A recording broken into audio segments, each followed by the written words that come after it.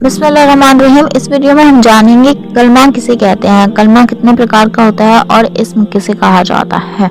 अस्सलाम वालेकुम वरहमतुल्लाहि वबरकातुहू। चलिए शुरू करते हैं।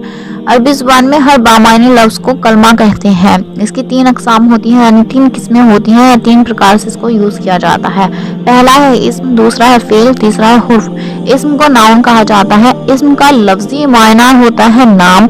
यह एक ऐसा लफ्ज़ है जिसे समझने के लिए किसी दूसरे लफ्ज़ की मदद की ज़रूरत नहीं होती है।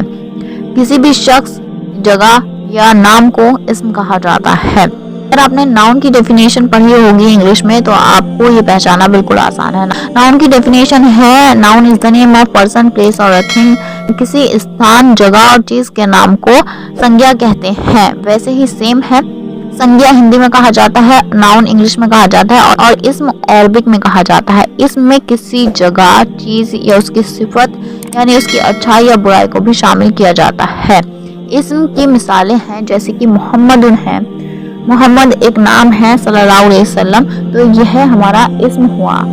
जैसे उज़ुन है, उज़ुन कान है, ये कोई चीज़ है। अल ऐन माने होता है आँख, ये भी कोई चीज़ है, ये भी इस्म है। फासिकुन माने होता है किसी का नाम है, नाफरमान है।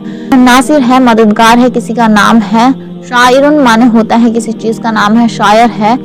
कदीमुन माने होता है पुराना होता है, कदीम है, पुराना है, कोई चीज़ है या कोई इंसान भी हो सकता है। अस्समी माने होता है सब कुछ सुनने वाला। अल अलीम माने होता है सब कुछ जानने वाला वगैरह। कुछ एग्जाम्पल आप भी कमेंट सेक्शन में लिख सकते हैं और वीडियो को लाइक करें, समझ में आए तो शेयर करें, सब्सक्राइब करें। आज के लिए इतना ही काफ़ी। अगर आपको नाउन की डेफिनेशन है तो इसमें पहचानना बिल्कुल आसान है। आज के लिए इतना ही काफ़ी। अस्सलाम वालेकुम वरहमतुल्लाहि वबरकातुहू। नेक्स्ट वीडियो में इंशाल्लाह हम जानेंगे कि फेल और हुर्फ किसे कहते हैं। बहुत ज़्यादा लंबी वीडियो हो जाती है इसलिए मैंने नहीं बताया आपको।